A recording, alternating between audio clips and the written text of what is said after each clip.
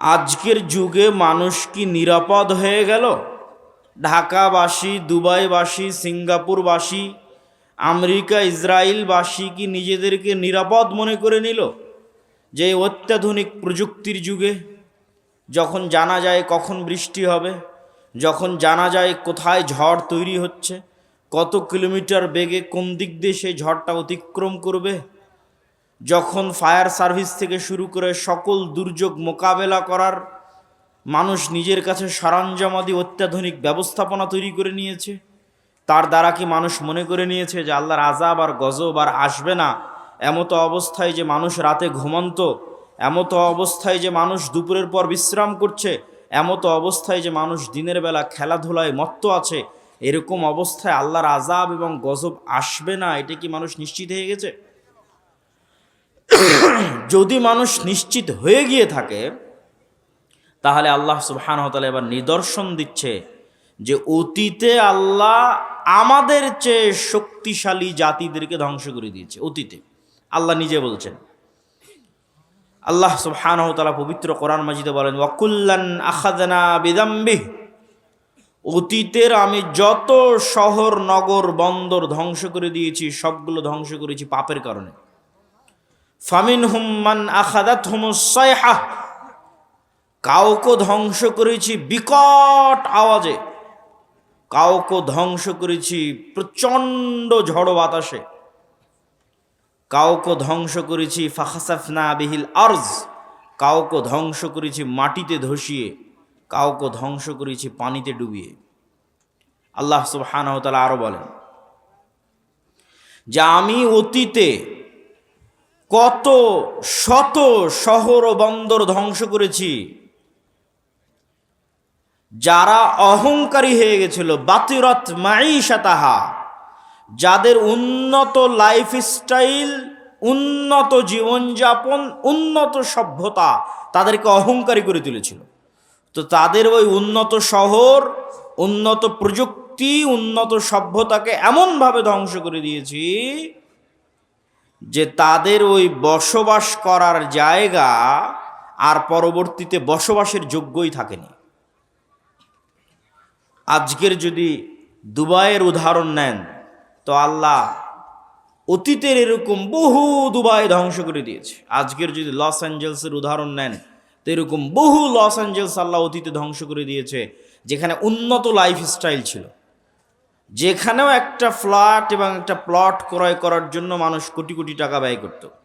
কিন্তু আল্লাহ বলছে আমি কেমনভাবে ধ্বংস করেছি যে আর পরবর্তীতে বসবাসেরই যোগ্য থাকেনি, এইভাবে ধ্বংস করে দিয়েছে।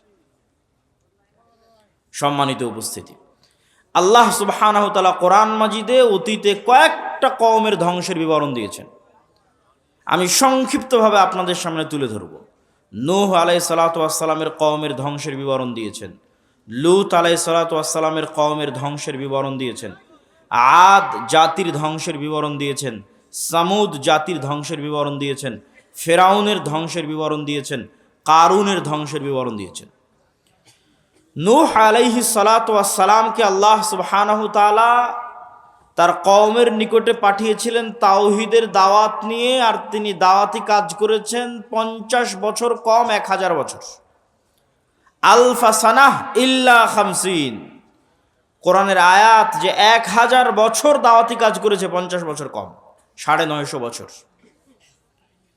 তো যখন এই দাওয়াতি কাজে তার কওম বিরক্ত হয়ে গেছে, তখন তার কওম বলতেছে, ইয়া নূহ, হে নূহ, তুমি অনেক আমাদেরকে ডিস্টার্ব দিয়েছ, ফাতিনা বিমা তাইদুনা, তো এতদিন যে 950 বছর আমাদের ভয় দেখালে যে এইটা না করলে আল্লাহর আযাব এবং গজব আসবে, তো আজকে আল্লাহর সে আযাব এবং গজব নিয়ে আসো যদি তুমি সত্যবাদী হও। নাউজুবিল্লাহ।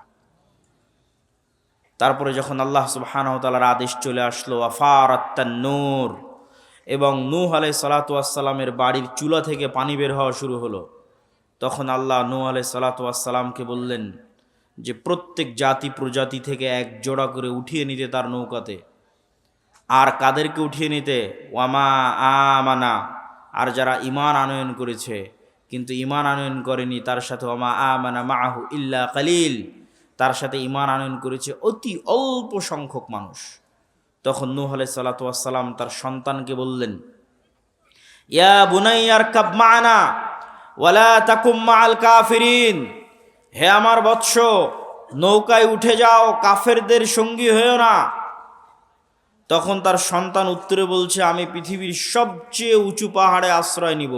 ইয়া আসিমুনি মিনাল মা, যে উঁচু পাহাড় তোমার আল্লাহর গজবের এই পানি থেকে আমাকে আশ্রয় দিবে।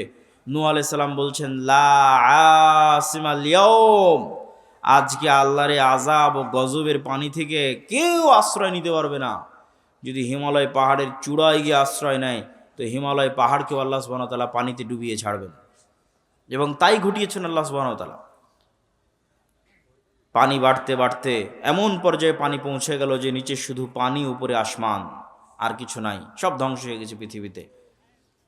তখন আল্লাহ সুবহানাহু ওয়া তাআলা মাটিকে বলছেন, ইয়া আরযু বিলঈ, হে মাটি পানি শুষে নাও, আর হে আসমান ক্ষান্ত হও। এবং ধীরে ধীরে পানি কমে গেল এবং নূহ আলাইহিস সালাতু ওয়াস সালামের নৌকা জুদি নামক পাহাড়ে অবতরণ করল। তো নূহ আলাইহিস সালাতু ওয়াস সালামের কওমের ধ্বংসের বিবরণ তাওরাতে আছে, ইনজিলে আছে, কোরআনে আছে। তো নূহ আলাইহিস সালাতু ওয়াস সালামকে যে ভয়াবহ বন্যা দিয়ে আল্লাহ ধ্বংস করেছেন, আজকের লস অ্যাঞ্জেলসের আগুন তার তুলনায় কিছুই না। তারপরে যদি আসে লূত আলাইহিস সালাতু ওয়াস সালামের কথা, লূত আলাইহিস সালাতু ওয়াস সালামের কওম পৃথিবীতে এমন নিকৃষ্ট গুনাহ করেছিল যা অতীতে পৃথিবীতে আর কেউ কোনোদিন করেনি। আর ওই ভয়ঙ্কর ভয়াবহ গুনাহ থেকে বাঁচানোর জন্য লূত আলাইহিস সালাতু ওয়াস সালাম তার কওমের মাঝে দাওয়াতি কাজ করতেন। তার কওমের উত্তর কি ছিল? তার কওমের উত্তর এটা ছিল যে, তুমি যখন এতই পবিত্র, তা আমাদের সাথে থাকার দরকার নাই, আমরা সব অপবিত্র, তুমি পবিত্র, তুমি আমাদের এলাকা ছেড়ে চলে যাও। এবং যখন তারা লূত আলাইহিস সালাতু ওয়াস সালামকে এইভাবে তাকে উত্তর দিল, তখন আল্লাহ ফেরেশতা পাঠালেন। ফেরেশতা ইব্রাহিম আলাইহিস সালাম হয়ে লূত আলাইহিস সালাতু ওয়াস সালামের নিকটে গেল, সুন্দর সুদর্শন কিশোর এবং যুবকের আকৃতিতে। তখন ওই অঞ্চলের যারা মানুষ, নিকৃষ্ট পশুতুল্য মানুষ, তারা তখন তাদের লোলুপ দৃষ্টি এই ফেরেশতাদের দিকে দিল। লূত আলাইহিস সালাম তখনও জানতেন না তারা ফেরেশতা। তখন লূত আলাইহিস সালাতু ওয়াস সালাম ভয় পেয়ে গেলেন, আলাইসা মিনকুম রাজুলুর রাশিদ, তোমাদের মধ্যে কি একজনও পবিত্র মানুষ নাই? এবং তিনি আফসোস করে বললেন যে, আমি আশ্রয় গ্রহণ করছি ইলা রুকনিন শাদীদ, তথা আল্লাহর নিকটে আশ্রয় প্রার্থনা করতেছেন। আল্লাহর আশ্রয় ছাড়া আমার বাঁচার জায়গা নাই। আজকে তোমরা আমার মেহমানদের সামনে আমার মেহমানকে তোমরা আজকে অপমান করবা। তখন এবার মেহমানেরা উত্তর দিয়ে বলছে, ইন্না রাসূল রাব্বিক। লূত আলাইহিস সালাতু ওয়াস সালাম, ভয় পাওয়ার কিছু নাই, আমরা আল্লাহর পক্ষ থেকে পাঠানো ফেরেশতা। আপনি এক্ষুনি এই মুহূর্তে এই শহর ত্যাগ করেন, ওয়ালা ইয়ালতাফিত, পিছনে ফিরে তাকাবেন না।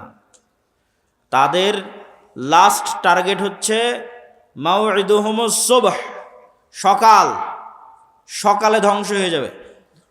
আলাইসাস সুবহু করিব, সকাল কি অতি নিকটে নয়? সকাল হওয়ার আগে শহর ত্যাগ করেন, পিছনে ফিরে তাকাবেন না, স্ত্রীকে সাথে নেবেন না, সেও তাদের অন্তর্ভুক্ত হবে, আযাবের অন্তর্ভুক্ত হবে। এবার আল্লাহ বলছে, জাআলনা আলিয়াহা সাফিলাহা, ওই শহরকে আমি কি করলাম জানো? ওই শহরকে এইভাবে উল্টিয়ে দিলাম, তার উপর অংশ করে দিলাম নিচে, নিচের অংশ করে দিলাম উপরে। ওয়া আরসালনা আলাইহিম হিজারাতাম মিন সিজিল, আর তাদের উপর পাঠাতে থাকলাম আসমান থেকে আগুনের পাথর বৃষ্টি।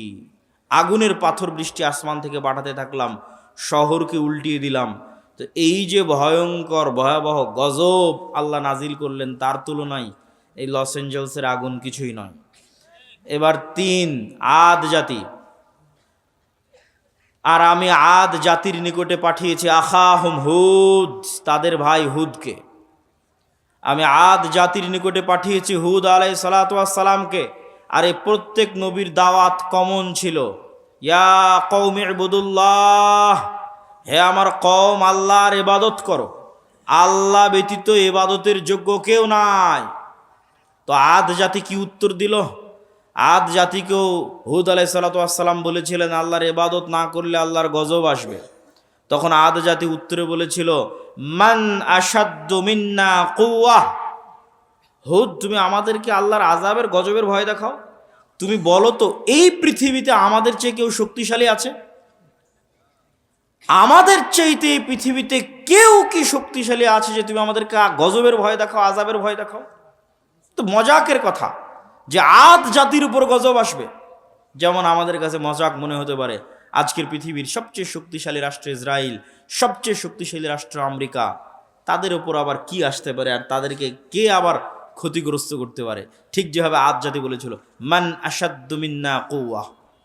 তখন আল্লাহ বলেছিলেন, আওয়ালাম ইয়ারাও, তারা কি জানে না, আন্নাল্লাহাল্লাযী খালাকাহুম, যে তারা যতই শক্তিশালী হোক, যতই উন্নত সভ্যতার হোক, তার শক্তি বাড়তে বাড়তে বাড়তে বাড়তে পৃথিবীর মানুষের শক্তি সভ্যতার যদি শেষ সীমায় পৌঁছে যায়, তবুও লাস্ট রেজাল্ট হচ্ছে আল্লাহ তাদের সৃষ্টিকর্তা আর ওরা সৃষ্টিজীব। তো শক্তি কার বেশি হবে? সৃষ্টিকর্তার বেশি হবে। এটাই যুক্তির কথা, এটাই লজিকের কথা। তো আমেরিকা ইসরায়েলের শক্তি যতই বেশি হোক, আল্লাহ সুবহানাহু ওয়া তাআলা আমেরিকা এবং ইসরায়েলের যদি সৃষ্টিকর্তা হন, তাহলে দিন শেষে শক্তি কার বেশি? আল্লাহর বেশি।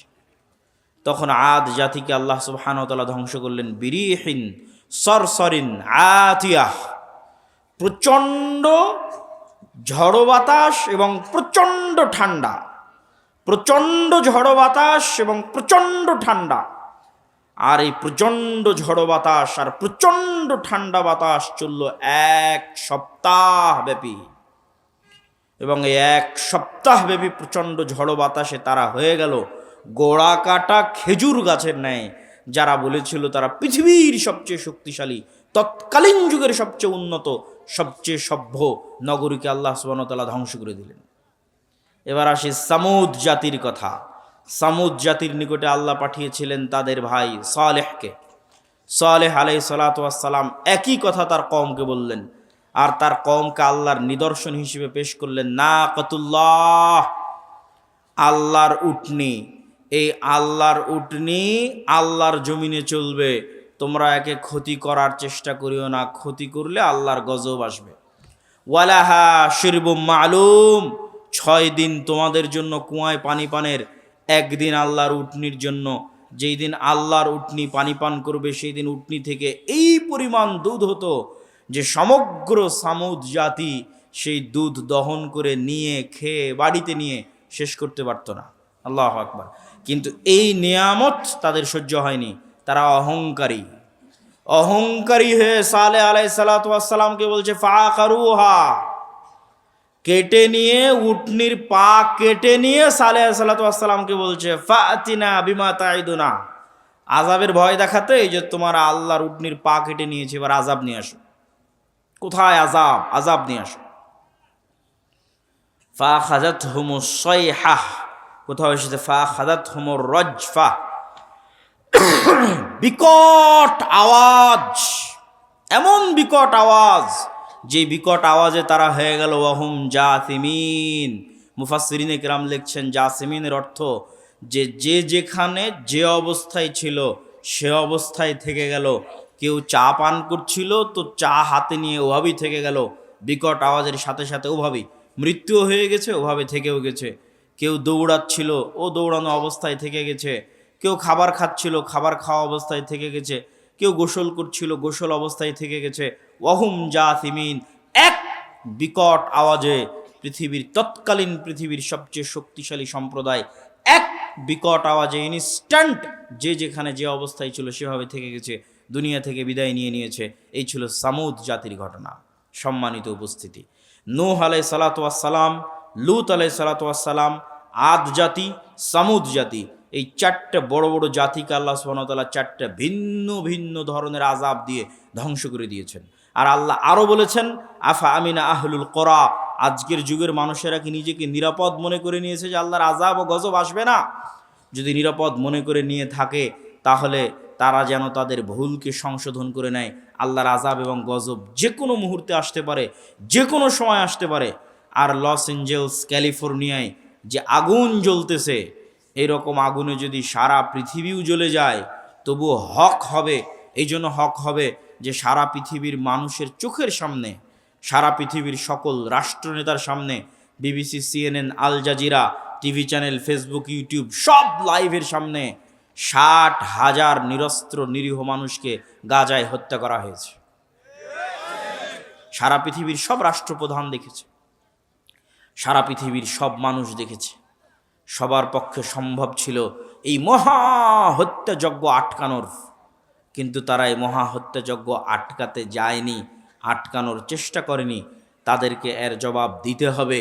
এই এক গাজার উপর যে অত্যাচার চালানো হয়েছে, এই অত্যাচারে যদি সমগ্র আমেরিকা, সমগ্র ইউরোপ আর সমগ্র ইসরায়েল জ্বলে পুড়ে যায়, তবু আল্লাহ সুবহানাহু ওয়া তাআলার জন্য এটা হক হবে। এবং আল্লাহ এটা বলেছেন, কোরআনেই বলেছেন যে আল্লাহ সুবহানাহু ওয়া তাআলা যখন কোনো শহর ও বন্দর ধ্বংস করেন, তখন আল্লাহ অত্যাচার করেন না, বরং তারা অত্যাচারী ছিল তাই ধ্বংস করে দেন। সম্মানিত উপস্থিতি, এইটি থেকে আমাদের শিক্ষা নিতে হবে, মুসলমানদের শিক্ষা নিতে হবে যে আমরা যে কোনো মুহূর্তে আল্লাহর আযাব এবং গজবের শিকার হতে পারি। যে অশ্লীলতা, যেই বেহায়াপনায় লূত আলাইহিস সালাতু ওয়াস সালামের কওম ধ্বংস হয়েছিল, ওই বেহায়াপনা, ওই অশ্লীলতাও বাংলাদেশে ঢুকানোর চেষ্টা করতেছে শয়তানের দোসরেরা। এমনও রাজনৈতিক দল বাংলাদেশে আছে যারা তাদের দফার মধ্যে যুক্ত করে দিয়েছে যে তারা রেইনবো নেশন তৈরি করবে, রংধনু জাতি তৈরি করবে। তো নেলসন ম্যান্ডেলা আফ্রিকায় রংধনু জাতি তৈরি করতে গিয়ে এই লূত আলাইহিস সালাতু ওয়াস সালামের কওমের অশ্লীলতাকে প্রমোট দিয়েছিল। আজকের এই ধরনের রাজনৈতিক দলগুলো আবার পদ তৈরি করেছে লিঙ্গ সমতা, লিঙ্গ ন্যায্যতা নামে একটা পদ তৈরি করেছে। নাউজুবিল্লাহি মিন যালিক।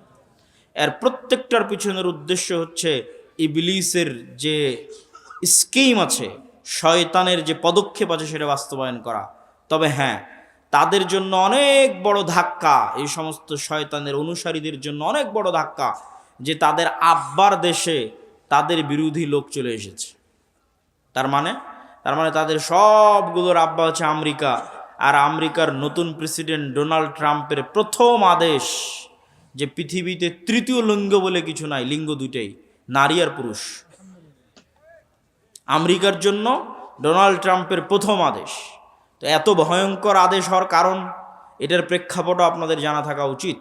এই সমস্ত যে রাজনৈতিক দলগুলো আছে এদেরকে উত্তর দেওয়ার জন্য জানা থাকা উচিত। সেটা হচ্ছে ইলন মাস্ক। ইলন মাস্কের নিজের সন্তান তার বাপকে বলছে, ইলন মাস্কের নিজের সন্তান তার বাপকে বলছে, আমাকে যদি অপারেশন করে ছেলে থেকে মেয়েতে রূপান্তর না করা হয় আমি আত্মহত্যা করব। নাউজুবিল্লাহি মিন যালিক। ইলন মাস্ক ছেলের জীবন বাঁচাতে অপারেশনের অনুমতি দেয় আর দুনিয়ার মানুষকে বলে যে আমার ছেলে মারা গেছে, এবং তখন থেকে সিদ্ধান্ত নেয় যে এই শয়তানের এজেন্ডা আমেরিকায় উৎখাত করে ছাড়বে সে। এই যে ক্ষোভ, তার যে কষ্ট, যে সন্তান বাপের সামনে যদি এই ধরনের কথা বলে বাপের কি রকমের কষ্ট হতে পারে, এটার নাম দিয়েছে ইলন মাস্ক ভাইরাস, ওক ভাইরাস। ওই রাগে, ওই ক্ষোভে টুইটার ক্রয় করে নেয়, আর ওই রাগে, ওই ক্ষোভে রাজনীতিতে যোগ দেয় এবং ডোনাল্ড ট্রাম্পের সাথে যুক্ত হয়।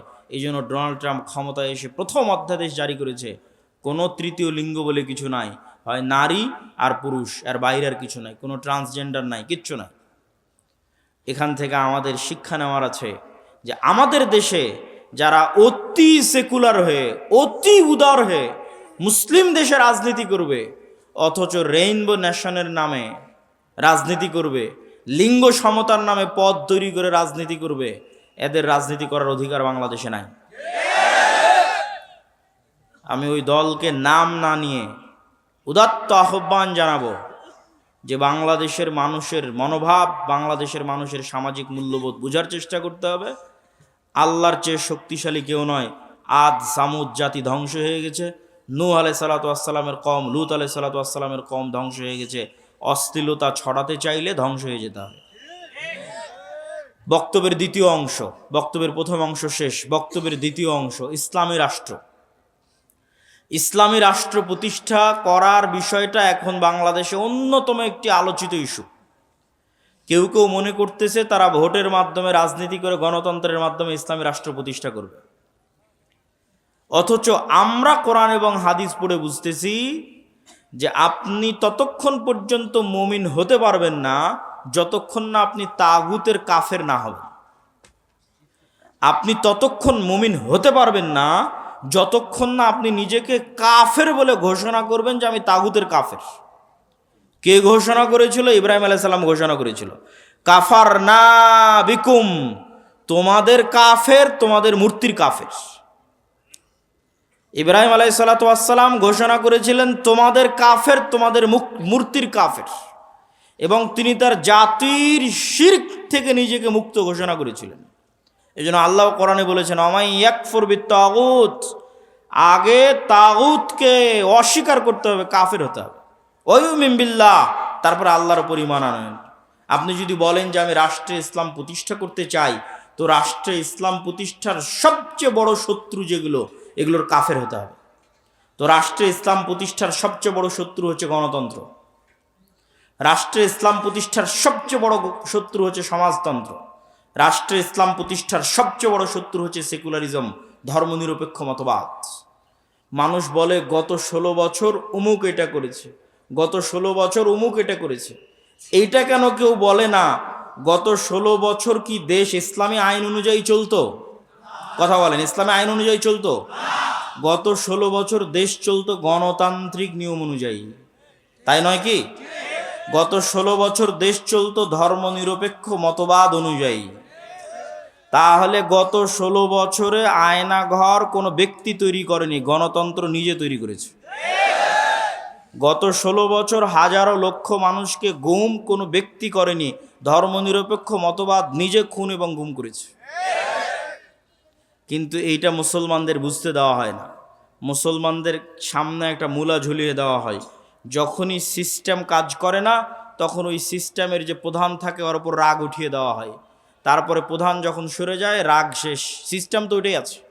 আপনাকে বুঝতে হবে যে গুণ খুম আয়নাঘর সিস্টেম তৈরি করেছে, গণতান্ত্রিক সিস্টেম তৈরি করেছে, সেকুলার সিস্টেম তৈরি করেছে। এই সিস্টেম যদি থাকে জুলুম থাকবে, এই সিস্টেম যদি থাকে অন্যায় অবিচার থাকবেই থাকবে। ব্যক্তির সাথে অন্যায় অবিচার সম্পৃক্ত নয়, সিস্টেমের সাথে অন্যায় অবিচার সম্পৃক্ত। আমরা শুধু নামে স্বাধীন হয়েছি, কিন্তু নিয়ম কানুন শিক্ষা ব্যবস্থা আইন আদালত সবকিছু ব্রিটিশদের রেখে যাওয়া, ওই সিস্টেমই চলতেছে। ব্রিটিশ আর্মিতে যে আইন ছিল ওই আইন পাকিস্তান আর্মিতে, পাকিস্তান আর্মিতে ওই আইন ইন্ডিয়ান আর্মিতে, ইন্ডিয়ান আর্মির আইন পাকিস্তান আর্মিতে, পাকিস্তান আর্মির আইন বাংলাদেশ আর্মিতে, সব জায়গায় ব্রিটিশ আইন চলতেছে। সম্মানিত উপস্থিতি, তাহলে আপনি যতক্ষণ ওই সিস্টেমের কাফের না হবেন ততক্ষণ আপনি ইসলামকে রাষ্ট্র ক্ষমতায় প্রতিষ্ঠা করবেন, এটা অলীক স্বপ্ন, এটা অলীক কল্পনা যে সেকুলারিজমের মধ্যে দিয়ে ইসলাম রাষ্ট্র ক্ষমতায় প্রতিষ্ঠিত হবে। বিকৃত ইসলাম প্রতিষ্ঠিত হতে পারে, কম্প্রোমাইজড ইসলাম প্রতিষ্ঠিত হতে পারে, অবিকৃত শক্তিশালী ইসলাম কখনো এই সমস্ত তন্ত্রমন্ত্র দিয়ে প্রতিষ্ঠিত হবে না, যে তন্ত্রমন্ত্রকে তৈরি করা হয়েছে ইসলাম যেন রাষ্ট্র ক্ষমতায় যেতে না পারে তার জন্য। 2 নাম্বার, রাষ্ট্র ক্ষমতায় ইসলাম প্রতিষ্ঠা করার কি আমরা মুসলমানেরা যোগ্য? এইটার উত্তর আপনাকে দিতে হবে। ইসলামের রাষ্ট্র ক্ষমতার ব্র্যান্ডিং হচ্ছে ন্যায় বিচার এবং সত্যবাদিতা, এটা হচ্ছে রাষ্ট্র ক্ষমতায় ইসলামের ব্র্যান্ডিং।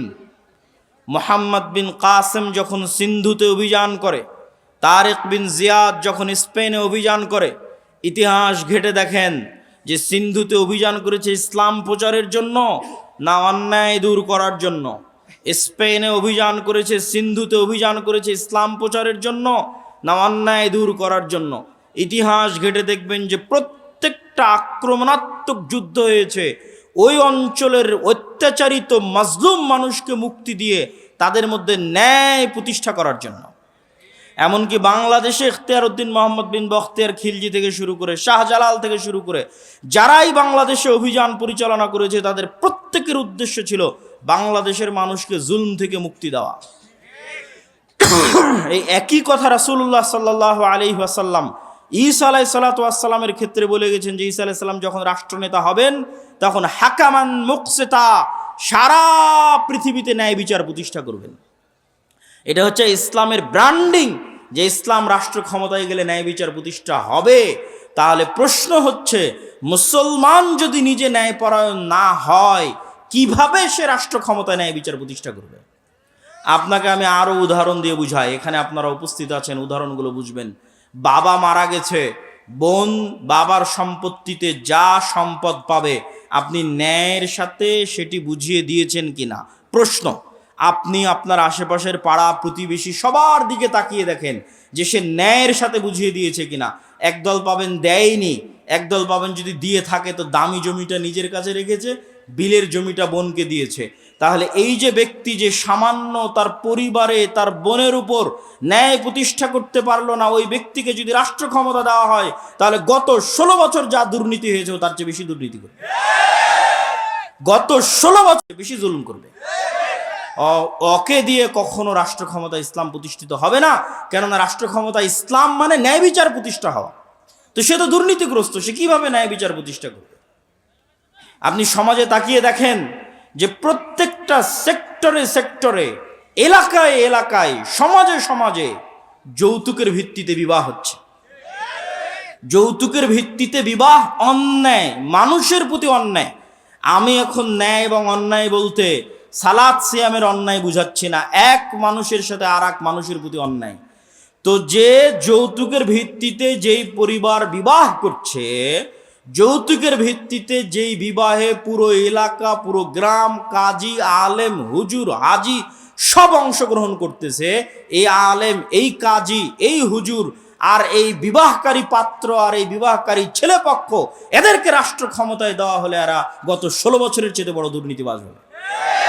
কেন? ও সামান্য একটা মেয়ের প্রতি ন্যায় করতে পারছে না, সামান্য তার স্ত্রীর প্রতি ন্যায় করতে পারছে না, তাহলে এটা কেমনে সম্ভব যে সে রাষ্ট্র ক্ষমতায় বসে 16 কোটি 18 কোটি মানুষের প্রতি ন্যায় করবে? অসম্ভব। তো এই জন্য যদি মুসলমানেরা বলে যে আমাদের রাষ্ট্র ক্ষমতা দরকার, তাহলে মুসলমানদেরকে আগে উন্নত পার্সোনালিটি, উন্নত ব্যক্তিত্ব এবং ন্যায় পরায়ণ যে ব্যক্তিত্ব যা নবীদের ছিল, যা রাসূলদের ছিল, সেই ন্যায় পরায়ণ ব্যক্তিত্ব অর্জন করতে হবে, ন্যায় বিচার প্রতিষ্ঠা করার সক্ষমতা অর্জন করতে হবে। আপনি ইসলামী দলে যান, সংগঠনে যান, মসজিদে যান, মাদ্রাসায় যান, যত বিভেদ বিভক্তি আছে সেখানে যান, প্রত্যেকটা জায়গায় দেখবেন অন্যায় জড়িত। ইসলামী দলের আমির ওই কর্মীকে পদ দিয়েছে যে বেশি চামচামি করে, আর যে রাত দিন পরিশ্রম করেছে ওকে বের করে দিয়েছে। তাহলে সে তার দলে ন্যায় প্রতিষ্ঠা করতে পারেনি, ও রাষ্ট্রে কিভাবে ন্যায় প্রতিষ্ঠা করবে? জালেম।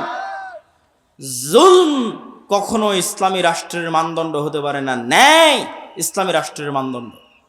আর সত্যবাদিতা, আপনি মুসলমানদের কাছে যান, ইউরোপ এবং আমেরিকায় বসবাসরত মুসলমান, অধিকাংশ মুসলমান তাদের কাফের রাষ্ট্রের কাছে, খ্রিস্টান রাষ্ট্রের কাছে মিথ্যা বলে অতিরিক্ত টাকা নিচ্ছে। মুসলমান মিথ্যা বলছে, সে নামাজ পড়ে, বলছে আমি কালেমা পড়ি, আশহাদু আল্লা ইলাহা ইল্লাল্লাহ বলে, আশহাদু আন্না মুহাম্মাদুর রাসূলুল্লাহ বলে, কিন্তু সেই মুসলমান মিথ্যা বলছে আর এক কাফেরের কাছে একটু টাকা বেশি নেওয়ার জন্য পুরো জীবনটা মিথ্যার উপর পার করে দিচ্ছে। আপনাদের এই নরসিংদী, নারায়ণগঞ্জ, রূপগঞ্জ অঞ্চলেও যেহেতু কিছুদিন থেকে থাকা হচ্ছে, সেহেতু দেখতেছি নির্বাচনের সময় মানুষ 2 এমপি পদপ্রার্থীর থেকে টাকা নিয়ে বলেছে তাকে ভোট দিবে। তার মানে সে মিথ্যুক।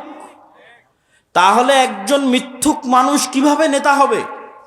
একজন মিথ্যুক মানুষ কিভাবে দেশ ও জাতির দায়িত্ব নিবে? এটা অসম্ভব। আজকের যুগের মুসলমানদের ব্যক্তিত্ব মক্কার কাফের মুশরিকদের ব্যক্তিত্বের চাইতে নিম্নমানের। কিভাবে? এখনই আলোচনা শুনলেন আবু তলেব কাফের, আবু তলেব মুশরিক, কিন্তু একটা প্রমাণ দেখান দেখি যে আবু তলেব কোনোদিন মিথ্যা বলেছে? আবু তলেব কোনোদিন তার মুখের ওয়াদা রক্ষা করেনি। মুখের কথা রক্ষা করতে গিয়ে 3 বছর, মুখের কথা রক্ষা করতে গিয়ে 3 বছর ভাতিজার সাথে না খেয়ে জীবন পার করেছে। তার নাম আবু তলেব। মানে রক্তে নেতৃত্বের গুণ আছে। রক্তে কিসের গুণ আছে? নেতৃত্বের গুণ আছে। মিথ্যা বলে নেতা হওয়া যায় না, কথা রক্ষা না করে নেতা হওয়া যায় না। আবু তালেব নেতা, he is a by born leader, জন্মগত নেতা। জন্মগত নেতা দেখে মুখের কথার দাম রক্ষা করার জন্য ভাতিজার সাথে 3 বছর না খেয়ে জীবন পার করে দিয়েছে। আবু সুফিয়ান নেতা, লিডার, নেতৃত্বের যোগ্যতা আছে, কাফের মুশরিক, কিন্তু ব্যক্তিত্ব আছে। তার চিরন্তন শত্রুর বিরুদ্ধে মিথ্যা বলেনি। হিরাক্লিয়াসের দরবারে দাঁড়িয়ে আপনার একটা রাজনৈতিক দলের নেতাকে জিজ্ঞেস করেন, তার বিপরীত রাজনৈতিক দল সম্পর্কে যা বলবে 16 আনাই মিথ্যা। এই পুরো গণতান্ত্রিক রাজনীতি দাঁড়িয়ে আছে মিথ্যার উপর। পুরো গণতান্ত্রিক সিস্টেম দাঁড়িয়ে আছে মিথ্যার উপর। মিথ্যা না বললে গণতন্ত্র চলে না, মিথ্যা না বললে গণতন্ত্রে নেতা হওয়া যায় না, মিথ্যা এবং দুর্নীতি না করলে গণতন্ত্রে নিজের গদি টিকিয়ে রাখা যায় না। গণতন্ত্র সিস্টেমটাই এমন যে সিস্টেম আপনাকে মিথ্যা বলতে বাধ্য করবে। তো মিথ্যা বলে আপনি কিসের নেতা হবেন? কিসের রাষ্ট্রে ইসলাম প্রতিষ্ঠা করবেন? অন্যায় করে মিথ্যা বলে রাষ্ট্রে ইসলাম প্রতিষ্ঠা করা সম্ভব নয়। মুসলমানরা যদি বলে যে আমরা রাষ্ট্রে ইসলাম প্রতিষ্ঠা করতে চাই, তাহলে আগে মুসলমানদেরকে দায়িত্ব নিতে হবে যে তারা ইনজাস্টিস, অন্যায়ের বিরুদ্ধে শক্ত থাকবে।